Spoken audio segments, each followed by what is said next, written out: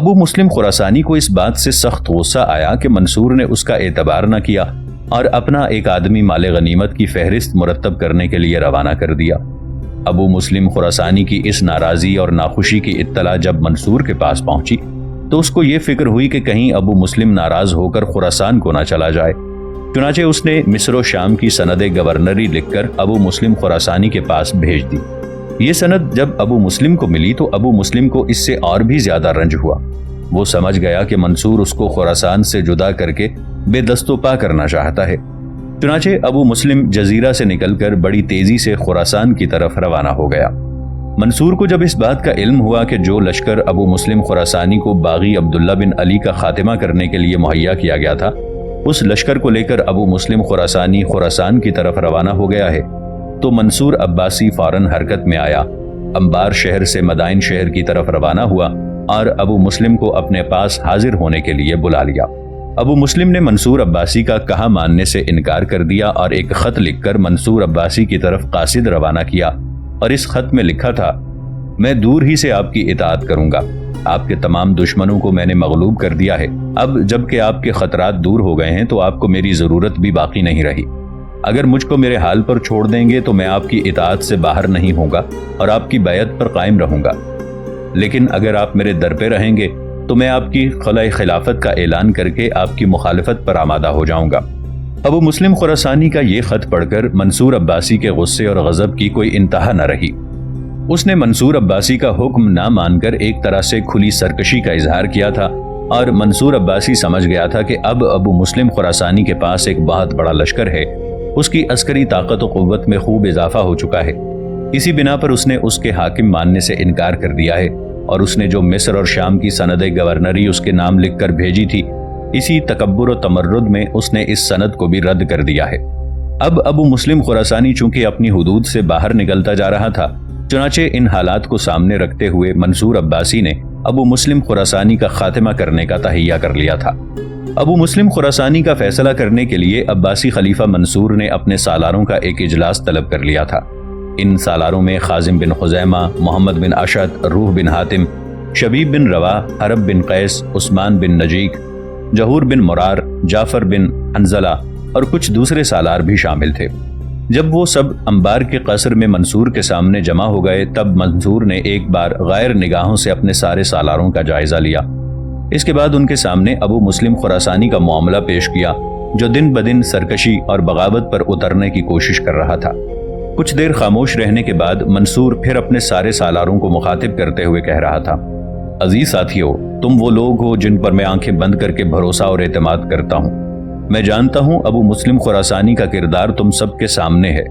یہ حالات میں نے اس لیے دہرائے ہیں تاکہ تمہارے اور میرے شعور میں جو اس کے خلاف باتیں اور شبہات ہیں وہ واضح ہو جائیں۔ میں جانتا ہوں ابو مسلم خراسانی آج نہیں تو کل ہمارے خلاف بغاوت کرنے والا ہے۔ اس سے مجھے یہ بھی خبریں مل چکی ہیں کہ خراسان پر اپنی گرفت مضبوط کرنے کے بعد وہ یہ چاہتا ہے کہ عراق اور حجاز کی سرزمینوں پر بھی قبضہ کرنے کی کوشش کرے، اور اس سلسلے میں اس نے اپنے نقیب اور اپنے کچھ خاص آدمی ان علاقوں کی طرف پھیلا بھی دیے ہیں۔ یہ علیحدہ بات ہے کہ ہمارے خلاف اس کے نقیبوں کو کوئی بھی خاص کامیابیاں حاصل نہیں ہوئیں، لیکن بہرحال ابو مسلم خراسانی اپنے اس مقصد کے پیچھے پڑا ہوا ہے۔ کسی بدبخت، کسی روس یا عقل نے اس کے ذہن میں یہ بات ڈال دی ہے کہ عباسیوں کی حکومت اس کے بغیر قائم و دائم رہ ہی نہیں سکتی، جبکہ ہم نے اس پر یہ ثابت کرنا ہے کہ عباسیوں کی خلافت ابو مسلم خراسانی کے بغیر بھی پروان چڑھ سکتی ہے، اپنے ارتقاء سے لے کر اپنے عروج کی طرف جا سکتی ہے۔ لہٰذا میں نہ اب زیادہ دیر تک ابو مسلم خراسانی کے باغیانہ اور سرکشانہ رویوں کو برداشت کروں گا، اور نہ ہی اسے مزید خراسان کے والی کی حیثیت سے دیکھنا چاہتا ہوں۔ آپ جانتے ہیں میں نے اسے مصر اور شام کی سند گورنری بھی بھیجی، لیکن اس نے سند کو رد کر دیا اور میری حکم عدولی کرتے ہوئے خراسان کی طرف چلا گیا۔ یہ ایک واضح، صاف اور کھلی بغاوت ہے جو اپنے رویے سے ابو مسلم خراسانی کر چکا ہے۔ دراصل وہ خراسان کے علاوہ کسی دوسرے علاقے کی طرف جانا ہی نہیں چاہتا، اس لیے کہ خراسان میں اس کے ہزاروں لاکھوں حمایتی ہیں، اور انہی کی وجہ سے وہ دندناتا پھرتا ہے اور جو چاہتا ہے کرتا ہے۔ اسے یہ بھی خبر ہے کہ اگر وہ کبھی خراسان سے نکل کر کسی دوسرے صوبے کی حاکمیت قبول کرے گا تو اس کا وقار، اس کی عزت، اس کی شہرت خاک کے برابر نہیں رہے گی۔ یہاں تک کہنے کے بعد منصور رکا۔ دوبارہ وہ اپنے سالاروں کو مخاطب کرتے ہوئے کہہ رہا تھا: لہٰذا ان حالات کو سامنے رکھتے ہوئے میں نے یہ فیصلہ کیا ہے کہ وقت ضائع کیے بغیر ابو مسلم خراسانی کو انجام تک پہنچا دینا چاہیے، ورنہ وہ ایسے فیصلے کرے گا جن سے مملکت کے اندر ایک ہیجان اور افراتفری کا عالم برپا ہوگا، اور جس سے حکومت خطرات اور کمزوری کا شکار ہو سکتی ہے۔ اب بولو، اس سلسلے میں تم کیا کہتے ہو؟ ابو مسلم خراسانی سے نمٹنے کے لیے ہمیں کون سا قدم اٹھانا چاہیے؟ ہمیں ایک لشکر اس پر حملہ آور ہونے کے لیے خراسان کی طرف روانہ کرنا چاہیے، یا اس کے خاتمے کے لیے کوئی اور طریقہ وضع کرنا چاہیے؟ یہاں تک کہنے کے بعد منصور رکا، کچھ سوچا، پھر سب سے پہلے اس نے خازم بن خزیمہ کی طرف دیکھا اور کہنے لگا، ابن خزیمہ، سب سے پہلے میں تمہارے خیالات جاننا چاہوں گا۔ بولو، ابو مسلم خراسانی سے کس طرح نمٹنا چاہیے؟ جواب میں خازم بن خزیمہ نے کچھ سوچا، اپنے پہلو میں بیٹھے ہوئے اپنے خالہ زاد محمد بن اشعث سے بھی مشورہ کیا۔ اس دوران منصور باری باری دونوں کی طرف بڑے غور سے دیکھ رہا تھا، یہاں تک کہ خازم بن خزیمہ نے منصور کو مخاطب کر کے کہنا شروع کیا، جہاں تک یہ خیال ہے کہ ایک لشکر یہاں سے ابو مسلم خراسانی پر حملہ آور ہونے کے لیے روانہ کیا جانا چاہیے تو میں اس کے خلاف ہوں۔ اس سلسلے میں میرا بھائی محمد بن اشعث بھی اس کی تائید کرتا ہے۔ اگر ہم ایک لشکر یہاں سے خراسان کی طرف روانہ کرتے ہیں تو میں یہ نہیں کہتا کہ ابو مسلم کو ہم اپنی گرفت میں نہیں لے سکیں گے۔ آپ مجھے اور محمد بن اشعث کو آج ایک لشکر مہیا کر دیں تو ہم آپ سے وعدہ کرتے ہیں کہ یہاں سے روانہ ہونے کے چند ہی دن بعد آپ یہ خبر سنیں گے کہ ہم نے ابو مسلم خراسانی کو گرفتار کر کے پابہ زنجیر کر لیا ہے اور آپ کی خدمت میں پیش کرنے کے لیے روانہ ہو گئے ہیں۔ لیکن اگر ہم ایسا کرتے ہیں تو اس سے خلق خدا کا بڑا نقصان ہوگا۔ اگر ایک لشکر ہم یہاں سے بھیجتے ہیں تو ظاہر ہے خراسان کا اور ہمارا لشکر آپس میں ٹکرائیں گے، اس طرح دونوں طرف سے مسلمان لشکریوں کا ہی نقصان ہوگا۔ جہاں تک ابو مسلم خراسانی کا تعلق ہے تو اس کے متعلق مجھے یہ بھی خبریں سننے کو ملی ہیں کہ باطنی طور پر اس کا رجحان مجوسیوں کی طرف ہے۔ اس سلسلے میں اس کے کچھ کارکن بھی ہیں جو درپردہ مجوسیت کی بقا اور اس کے ارتقاء کے لیے کام کر رہے ہیں۔ بہرحال ابو مسلم خراسانی کے تحت جو لشکر کام کر رہا ہے وہ مسلمانوں پر مشتمل ہے۔ اس طرح دونوں جانب سے مسلمان آپس میں جب ٹکرائیں گے تو مسلمانوں کا بے پناہ نقصان ہوگا۔ اس کے علاوہ دونوں لشکروں کے ٹکرانے سے جو خراسان کی مسلم آبادیاں ہیں ان میں سے بھی کئی آبادیاں روندی جائیں گی۔ لہٰذا میں اس حق میں تو نہیں ہوں کہ ابو مسلم خراسانی پر حملہ آور ہونے کے لیے کسی لشکر کو خراسان کی طرف روانہ کیے جائے۔ اس سلسلے میں اپنے بھائی محمد بن اشعث سے مشورہ کرنے کے بعد جو بات میرے ذہن میں آتی ہے وہ یہ کہ ابو مسلم خراسانی کو کسی طرح بہلا پھسلا کر یہاں انبار شہر میں طلب کیا جائے۔ اگر وہ مان جائے تو اس کا سر قلم کر دیا جائے۔ اگر وہ باز نہیں آتا ہے تو پھر آخری حربہ یہی رہ جائے گا کہ اس کے خلاف لشکر کشی کریں گے، اور جب لشکر کشی ہوگی تو مسلمانوں کا نقصان تو ہوگا۔ لیکن میں آپ کو یقین دلاتا ہوں کہ ہم ابو مسلم خراسانی کو پابہ زنجیر کر کے آپ کے سامنے پیش کر دیں گے۔ ناظرین، آگے بڑھنے سے پہلے کامنٹ سیکشن میں ہمیں اپنی آراء سے ضرور آگاہ کیجیے گا کہ آپ کو ہماری یہ سیریز کیسی لگ رہی ہے۔ آئندہ آنے والی اقساط سے باخبر رہنے کے لیے ہمارے چینل کو سبسکرائب کر لیں اور ساتھ موجود بیل آئیکن کو ضرور کلک کر لیں۔ شکریہ۔ خازم بن خزیمہ کے ان الفاظ سے منصور خوشی اور اطمینان کا اظہار کر رہا تھا۔ کچھ دیر خاموشی رہی، پھر منصور سارے سالاروں کو مخاطب کرتے ہوئے کہنے لگا، جو منصوبہ بندی خازم بن خزیمہ نے پیش کی ہے اس سے محمد بن اشعث تو پہلے ہی اتفاق کر چکا ہے، اس لیے کہ یہ ساری منصوبہ بندی خازم بن خزیمہ نے محمد بن اشعث سے صلاح و مشورہ کر کے کہی ہے۔ باقی سالاروں سے میں کہتا ہوں کہ اگر وہ اس منصوبہ بندی اور تجویز سے اختلاف رائے رکھتے ہوں تو کہیں۔ اس پر جب باقی سب سالاروں نے خاموشی اختیار کیے رکھی تب منصور نے خوشی کا اظہار کیا اور کہنے لگا، اس تجویز کی تائید کے بعد میں تم لوگوں سے کہوں گا کہ ابو مسلم سے نمٹنے کے لیے میرے ذہن میں ایک تجویز ہے۔ اس کی تفصیل میں تم سب سے کہتا ہوں۔ بات یہ ہے کہ جب ہم ابو مسلم خراسانی کو یہاں بلائیں گے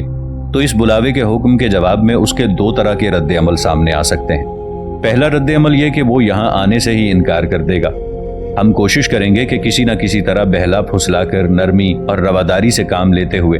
اسے انبار لانے کی کوشش کریں گے، اور اگر وہ سراسر تمرد، سرکشی اور گھمنڈ کا اظہار کرتے ہوئے آنے سے انکار کر دے تو پھر ہمارے سامنے ایک ہی راستہ رہ جائے گا کہ اس کے خلاف لشکر کشی کی جائے اور اس کا سر قلم کر دیا جائے۔ دوسرا رد عمل یہ ہو سکتا ہے کہ وہ انبار آئے گا، لیکن جب آئے گا تو اکیلا نہیں آئے گا، اپنے ساتھ اپنا محافظ لشکر بھی لے کر آئے گا۔ اگر ہم اسے کہیں کہ وہ لشکر نہ لے کر آئے تو وہ انکار کر دے گا، لہٰذا وہ اگر اپنے لشکر کے ساتھ انبار آنا چاہتا ہے تب بھی اسے قبول کر لیا جائے گا اور اسے اپنے لشکر کے ساتھ انبار شہر میں آنے دیا جائے گا۔ اگر وہ اس رائے کا اظہار کرتا ہے تو پھر اس سے نمٹنے کے لیے اس وقت جو میرے ذہن میں تجویز ہے وہ یہ کہ خازم بن خزیمہ بدستور ان لشکریوں کی کمانداری کرتا رہے گا جو اس وقت انبار شہر میں ہیں، تاکہ اگر ضرورت پڑے تو خازم بن خزیمہ اس لشکر کو حرکت میں لا سکے۔ اس سے پہلے محمد بن اشعت لشکر کے جس حصے کی کمانداری کرتا رہا ہے وہ لشکر اس کی کمانداری میں رہے گا، اور ابو مسلم خراسانی اور اس کے لشکریوں سے نمٹنا محمد بن اشعت کا کام ہوگا، اس لیے کہ ہمارے تیغزنوں میں واحد محمد بن اشعت ہے جس کی تیغزنی سے ابو مسلم خراسانی بھی خوفزدہ ہے، اور میں یہ بھی چاہتا ہوں کہ ابو مسلم خراسانی نے محمد بن اشعت کو اپنے بدترین رقیبوں میں شمار کرتا ہے، اور اسے اس بات کا بھی بے حد دکھ اور صدمہ ہے کہ محمد بن اشعت تیغزنی کے معاملے میں اس سے فائق اور اعلیٰ ہے۔ اس بنا پر وہ محمد بن اشعت کا بدترین رقیب ہے، اور ماضی میں اسے خلافت کی نظروں سے گرانے اور خاتمے کے لیے وہ جتن کرتا رہا ہے۔ یہ بات بھی پائے تکمیل کو پہنچ چکی ہے کہ محمد بن اشعت کے منہ بولے باپ کے بھائی سلیمان بن کثیر کو بھی ابو مسلم کے دوست اور دستے راست مجوسی مروادیخ نے قتل کیا تھا۔ اس بنا پر ابو مسلم خراسانی محمد بن اشعت کو اپنا بدترین دشمن خیال کرتا ہے۔ چونکہ محمد بن اشعت اور خازم بن خزیمہ دونوں خالازاد ہیں، لہٰذا ابو مسلم خراسانی دونوں کا ہی مخالف ہے۔ جیسا کہ میں پہلے کہہ چکا ہوں کہ انبار شہر میں جو عموماً لشکر رہتا ہے اس کی کمانداری خازم بن خزیمہ کے پاس ہوگی۔ جس لشکر کی کمانداری ماضی میں محمد بن اشعت کرتا رہا ہے وہ محمد بن اشعت کی کمانداری میں رہے گا۔ اب صورتحال یہ پیدا ہوگی کہ جب ابو مسلم خراسانی یہاں آنے کے لیے آمادگی کا اظہار کر دیتا ہے تو میرے پاس روح بن حاتم، شبیب بن روا، حرب بن قیس اور عثمان بن نجیک رہیں گے۔ جہاں تک جعفر بن حنظلہ کا تعلق ہے تو یہ محمد بن اشعت کے نائب کی حیثیت سے کام کرے گا۔ اب معاملہ آگے بڑھے گا۔ جب ابو مسلم خراسانی اپنے لشکر کے ساتھ یہاں آئے گا تو ابو مسلم خراسانی کے لشکر پر نگاہ محمد بن اشعت رکھے گا۔ اگر ابو مسلم خراسانی کے لشکر نے کوئی غلط قدم اٹھانے کی کوشش کی تو محمد بن اشعت اپنے لشکر کے ساتھ ان پر حملہ آور ہو جائے گا اور ان سب کو اپنے سامنے زیر اور مطیع کر لے گا۔ اور اگر ابو مسلم خراسانی کافی بڑا لشکر لے کر انبار کا رخ کرتا ہے تو اس سلسلے میں محمد بن اشعت کی مدد خازم بن خزیمہ اور جعفر بن حنظلہ بھی کریں گے، جبکہ روح بن حاتم، شبیب بن روا، حرب بن قیس اور عثمان بن نجیک میرے پاس رہیں گے۔ میں مناسب موقع جان کر ابو مسلم خراسانی سے ملنے کے لیے اسے قصر میں بلاؤں گا، اور یہ چاروں سالار جو اس وقت قصر میں موجود ہوں گے میرے اشارے پر ابو مسلم خراسانی کا خاتمہ کر دیں گے۔ میرے عزیز سالاروں، اس وقت میرے ذہن میں یہی بات تھی جس کے ذریعے میں ابو مسلم خراسانی کا خاتمہ کرنا چاہتا ہوں۔ آپ لوگوں کے پاس اس سے کوئی اور اچھی تدبیر ہو تو پیش کرے تاکہ اس پر عمل کیا جا سکے۔ جواب میں سارے سالاروں نے منصور کی اس تجویز سے اتفاق کیا تھا، چنانچہ اس تجویز کو آخری سمجھ کر منصور نے اس پر عمل کرنے کا ارادہ کر لیا اور وہ اجلاس اس نے ختم کر دیا۔ اس اجلاس کے بعد منصور عباسی نے اپنے کام کی ابتدا کی، چنانچہ اس نے پہلا قدم یہ اٹھایا کہ ابو مسلم خراسانی کو نہایت نرمی اور محبت کے لہجے میں ایک خط لکھا، اور ایک تیز رفتار قاصد کے ذریعے وہ خط ابو مسلم خراسانی کی طرف روانہ کیا گیا۔ اس خط میں لکھا تھا: ہم کو تمہاری وفاداری اور اطاعت میں کوئی شک و شبہ نہیں ہے، تم بڑے کارگزار اور مستحق انعام ہو۔ شیطان نے تمہارے دل میں وسوسے ڈال دیے ہیں، تم ان وسوسوں سے اپنے آپ کو بچاؤ اور ہمارے پاس چلے آؤ۔ یہ خط منصور عباسی نے اپنے آزاد کردہ غلام ابو حمید کے ہاتھ ابو مسلم کی طرف روانہ کیا تھا، اور ابو حمید کو تاکید کی گئی تھی کہ وہ کسی نہ کسی طرح ابو مسلم کو ترغیب دے کر انبار لے آئے، اور اگر وہ کسی طرح نہ مانے تو پھر میرے غصے سے اس کو ڈرانا۔ چنانچہ منصور کا یہ پیغام لے کر اس کا آزاد کردہ غلام ابو حمید خراسان کے مرکزی شہر مرو پہنچا اور منصور کا خط ابو مسلم کو پیش کیا۔ منصور کا خط پڑھنے کے بعد ابو مسلم خراسانی کچھ دیر سوچوں میں ڈوبا رہا۔ وقفے وقفے سے وہ قاصد بن کر آنے والے ابو حمید کی طرف بھی دیکھ لیتا تھا۔ اس کے بعد وہ اپنے پہلو میں بیٹھے اپنے دستے راست اور سالار مالک بن حیثم سے مشورہ کرنے لگا۔ مالک بن حیثم کو مخاطب کر کے ابو مسلم خراسانی کہنے لگا: مالک بن حیثم، پہلے یہ منصور کے خط کو پڑھو اور اس کے پڑھنے کے بعد اپنی رائے کا اظہار کرو کہ مجھے کیا کرنا چاہیے۔ چنانچہ ابو مسلم خراسانی کے کہنے پر مالک نے وہ خط پڑھا، کچھ دیر سوچتا رہا، پھر ابو مسلم خراسانی کو مخاطب کر کے کہنے لگا: تم ہرگز منظور کے پاس نہ جاؤ، اگر ایسا کرو گے تو وہ تمہیں قتل کر دے گا۔ اس موقع پر ایک اور شخص حرکت میں آیا، اور یہ شخص ابو داؤد خالد بن ابراہیم تھا، جو بظاہر ابو مسلم خراسانی کا ساتھی تھا، لیکن باطنی طور پر وہ عباسی خلیفہ کا مطیع اور فرما بردار تھا۔ ابو داؤد خالد بن ابراہیم بھی اس موقع پر موجود تھا، اور ابو حمید کو جو خط دے کر ابو مسلم کی طرف روانہ کیا گیا تھا تو ایک خط ابو حمید کے ہاتھ منصور نے ابو داؤد خالد بن ابراہیم کی طرف بھی روانہ کیا تھا۔ چنانچہ ابو داؤد خالد بن ابراہیم کو یہ امید دلائی گئی تھی کہ ابو مسلم خراسانی کے بعد خراسان کا عامل یقینی طور پر اسے بنایا جائے گا، لیکن شرط یہ تھی کہ ابو داؤد خالد بن ابراہیم کسی نہ کسی طرح ابو مسلم خراسانی کو خراسان سے نکال کر انبار جانے پر رضامند کر لے۔ جس وقت ابو حمید نے ابو مسلم خراسانی کو منصور کا خط دیا، اس وقت چونکہ ابو مسلم خراسانی کے سالار مالک بن حیثم کے علاوہ داؤد خالد بن ابراہیم بھی وہاں موجود تھا، لہٰذا مالک بن حیثم کے بعد جب اس نے ابو داؤد سے مشورہ کیا تو ابو داؤد نے بڑے خلوص، بڑی ہمدردی کا اظہار کرتے ہوئے ابو مسلم خراسانی سے کہا، خلیفہ سے بگاڑنے کی ضرورت نہیں ہے، اس طرح خراسان میں نہ صرف یہ کہ تمہاری حکومت ڈگمگا کر رہ جائے گی، بلکہ خراسان کے ایسے حالات ہوں گے کہ لوگ بٹ جائیں گے، کچھ لوگ خلیفہ کا ساتھ دیں گے، کچھ تمہارا ساتھ دیں گے، ایسی صورت میں تمہارے لیے دشواریاں اٹھیں گی، تمہیں کہیں سے رسد اور کمک نہیں ملے گی، جبکہ خراسان کے اکثر لوگوں کو اپنے ساتھ ملانے کے بعد منصور تمہارے خلاف حرکت میں آئے گا اور اسے اپنے مرکزی شہر انبار کے علاوہ دوسرے شہروں سے بھی رسد اور کمک ملے گی۔ چنانچہ ابو داؤد خالد بن ابراہیم اس کے سمجھانے اور اس کے مشورہ دینے پر ابو مسلم منصور کے پاس جانے پر آمادہ ہو گیا۔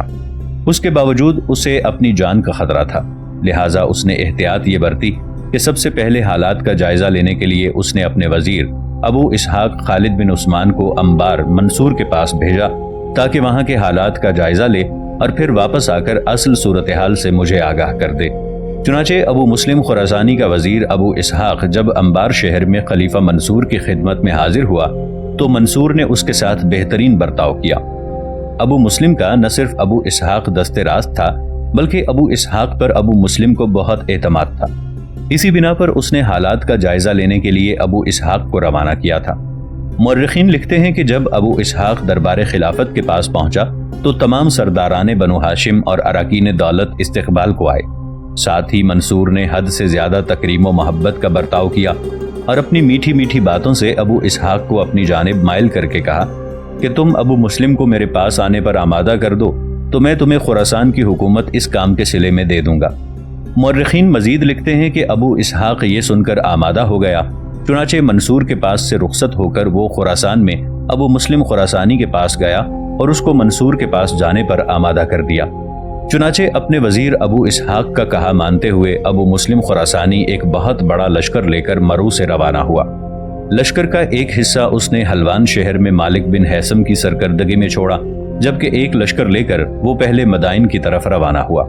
جب ابو مسلم مدائن کے قریب پہنچا تو ابو مسلم کے پاس منصور کے اشارے کے موافق ایک شخص پہنچا اور ملاقات کرنے کے بعد ابو مسلم سے کہا کہ آپ منصور سے میری سفارش کر دیں کہ وہ مجھ کو ککا کی حکومت دے دے، نیز یہ کہ وزیر سلطنت ابو ایوب سے منصور آج کل سخت ناراض ہے، آپ ابو ایوب کی بھی سفارش کر دیں۔ یہ الفاظ سن کر ابو مسلم بے حد خوش ہو گیا اور اس کے دل سے رہے سہے خطرات بھی سب دور ہو گئے اور اسے یہ ظن و گمان پختہ ہو گیا کہ منصور اس کا مخلص، اس کی سلامتی کی تحفظ کا خواہش مند ہے۔ چنانچہ ان حالات کے تحت ابو مسلم انبار شہر جا پہنچا۔ منصور اور اس کے کارندوں نے بہترین انداز میں اس کا استقبال کیا۔ اس کے بعد چونکہ دن ختم ہو گیا تھا، رات آن پڑی تھی اور جہاں ابو مسلم کی قیامگاہ کا بندوبست کیا گیا تھا وہ قیامگاہ میں آرام کرنے کے لیے چلا گیا۔ اسی رات محمد بن اشت اپنی حویلی میں اپنی ماں عبادہ بنت عبداللہ بہن خالہ بنت اشت کے ساتھ بیٹھا گھریلو موضوع پر گفتگو کر رہا تھا کہ حویلی کے دروازے پر دستک ہوئی۔ دستک سن کر اپنی ماں کی طرف دیکھتے ہوئے محمد بن اشت کہنے لگا، میں دیکھتا ہوں دروازے پر دستک دینے والا کون ہے۔ باہر نکل کر محمد بن اشت نے جب حویلی کا صدر دروازہ کھولا تو دروازے پر اس کا ساتھی روح بن حاتم کھڑا تھا۔ اسے دیکھتے ہی فکر گیر سے انداز میں روح بن حاتم کو مخاطب کرتے ہوئے محمد بن اشت کہنے لگا، خیریت تو ہے؟ اس کے ساتھ ہی محمد بن اشت کو کچھ یاد آیا، دروازہ کھولا اور کہنے لگا، میں بھی کتنا احمق ہوں، دروازے پر کھڑے ہی کھڑے تم سے گفتگو شروع کر دی، اندر آؤ اور بتاؤ کیا معاملہ ہے۔ اس پر روح بن حاتم وہیں کھڑے رہتے ہوئے کہنے لگا، میں اندر نہیں آؤں گا میرے عزیز بھائی، تم میرے ساتھ آؤ، اس لیے کہ خلیفہ منصور نے تمہیں بلایا ہے، معاملہ بڑا اہم ہے۔ روح بن حاتم کے ان الفاظ کے جواب میں محمد بن اشت نے کچھ سوچا، پھر کہنے لگا، اگر معاملہ اہم ہے تو اس کا مطلب ہے ابو جعفر منصور ابو مسلم خراسانی سے متعلق کوئی فیصلہ کرنا چاہتا ہے۔ جواب میں روح بن حاتم نے پہلے اسبات میں گردن ہلائی، کہنے لگا، میرے عزیز بھائی تمہارا اندازہ درست ہے، منصور ابو مسلم کا خاتمہ کرنا چاہتا ہے، لیکن مسئلہ یہ ہے کہ ابو مسلم اپنے ساتھ ایک خاصا بڑا لشکر لے کر آیا ہوا ہے۔ اس کے علاوہ ایک بہت بڑا لشکر اس نے خراسان کی سرحد پر بھی چھوڑ رکھا ہے۔ چنانچہ منصور کا خیال ہے کہ ابو مسلم کے قتل کے بعد اگر خراسان میں بغاوت اٹھتی ہے تو اس سے کیسے نمٹا جائے گا۔